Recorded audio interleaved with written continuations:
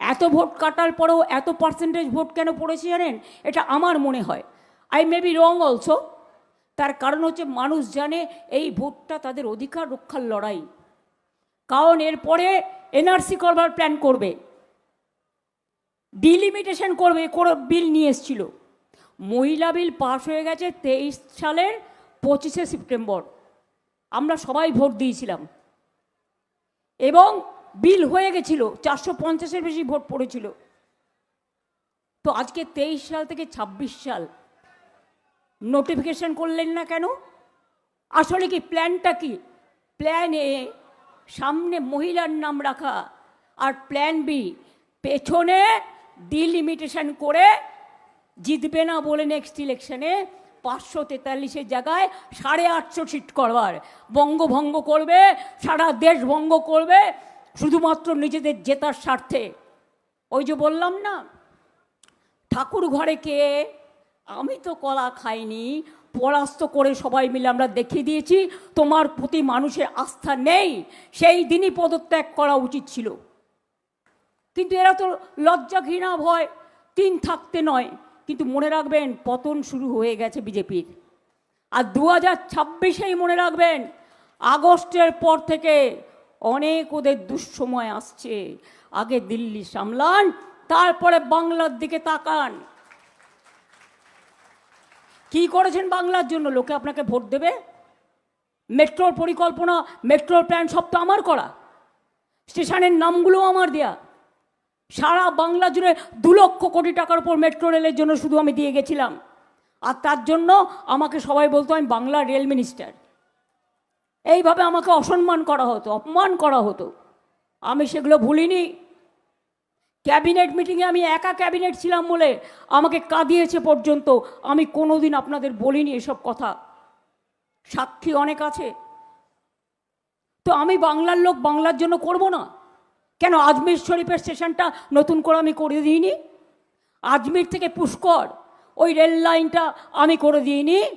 দিল্লির metro rail আমি না থাকলে জীবনে হতো? ওটা আমি বসে শর্ট আউট করে শিলা দীক্ষিতের সাথে উদ্বোধন করে এসেছিলাম।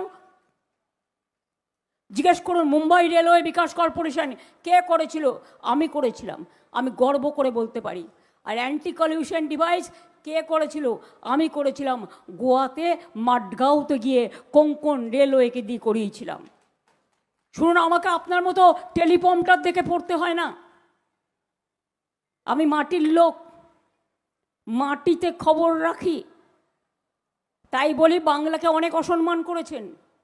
রবীন্দ্রনাথ ঠাকুরকে রবীন্দ্র সান্যাল বলেছেন, স্বামী বিবেকানন্দকে বলেছেন, উনি নাকি বলেছেন তোমরা আমাকে রক্ত দাও আমি দেব স্বাধীনতা। ওটা স্বামীজি নয়, ওটা নেতাজি বলেছিলেন। নেতাজিকে আপনারা পছন্দ করেন না, আপনারা স্বামী বিবেকানন্দকে পছন্দ করেন না। আপনারা রামকৃষ্ণ পরমহংসদেবকে স্বামী রামকৃষ্ণ বলছেন, রামকৃষ্ণ ঠাকুর রামকৃষ্ণ পরমহংসদেব এই কথাটা বলতে পারেন না। আপনারা বঙ্কিমচন্দ্র চট্টোপাধ্যায়কে বঙ্কিম দা বলছেন। কাকে অসম্মান করেননি, কাকে অপমান করেননি?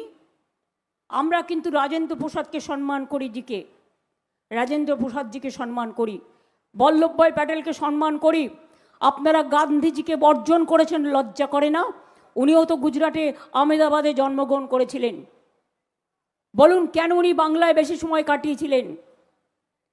যেদিন ফ্রিডম অ্যাট মিডনাইট হচ্ছে দিল্লিতে, গান্ধীজি বেলেঘাটা গান্ধী আশ্রমে বসে আছেন, যাতে দেশভাগের পরে দাঙ্গা না হয়। আপনারা 100 দিনের কাজ মহাত্মা গান্ধীজির নামে ছিল, আপনারা বর্জন করলেন গান্ধীজির নামটা। সেই দিনই কিন্তু সঙ্গে সঙ্গে আমরা এটাকে গ্রহণ করেছিলাম, কারণ গান্ধীজি কেসা হ্যায় দেশ কা নেতা জেসা হ্যায়। আমরা 100 দিনের কাজ চালু করলাম মহাত্মা শ্রীর নামে। দেখে শিক্ষা নিন। আমরা সারা ভারতবর্ষের প্রত্যেকটা মানুষকে ভালোবাসি। আমরা মনে করি আমাদের Bengal it's a cosmopolitan mentality নিয়ে চলেন, সর্বধর্ম সমন্বয়। এটা আমাদের শেখা নয়, রামকৃষ্ণ পরমহংসদেবের এটা বাণী ছিল। আমরা সকাল রাত্রে প্রণাম করি, মা শারদা মা এই কথাগুলোই বলেছেন। স্বামী বিবেকানন্দ শিকাগোতে গিয়ে বলেছিলেন, মাই ব্রাদার্স অ্যান্ড সিস্টার্স, আমরা তাকে সম্মান করি। স্বামী বিবেকানন্দের বাড়িটা সিমলা স্ট্রিটে প্রমোটিং হয়ে যাচ্ছিল, আমি একদিনের নোটিশে কিনে দিয়েছিলাম টাকা দিয়ে এবং কর্পোরেশনকে দিয়ে, এবং সেই বাড়িটা স্বামীজির ওখানে আমরা হ্যান্ডওভার করেছিলাম।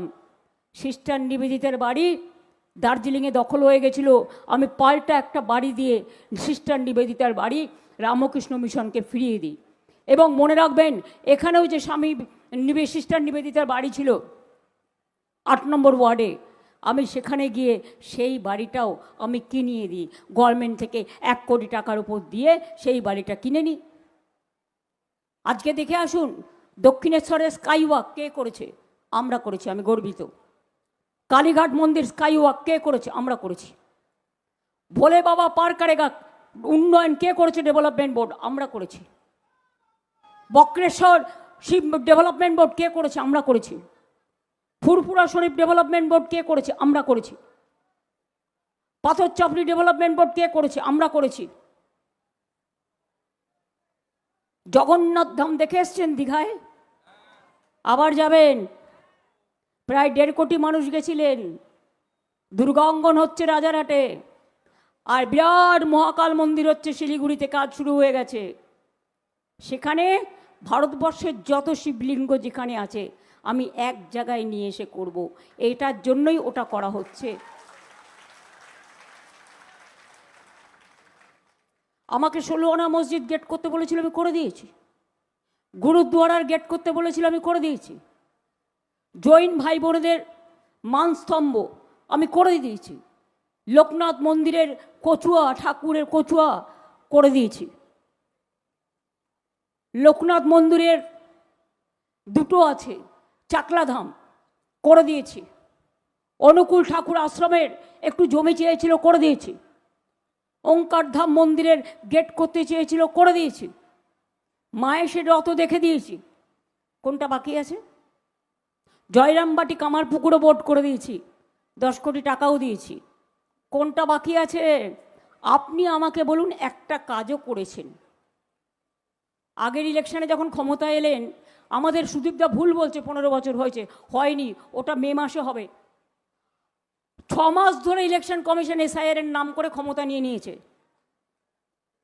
এখানে সব দুর্যোধন দুঃশাসনদের বসিয়ে দিয়েছে। তারা আমার সাথে যোগাযোগ রাখে না, নবান্নটাকে তছনছ করে দিল। এর দায়িত্ব কিন্তু তাদের নিতে হবে। যদি কোনো রকম ঘাবলা হয়, সেই ঘাবলা কিন্তু ওদের ঘাড়ে যাবে।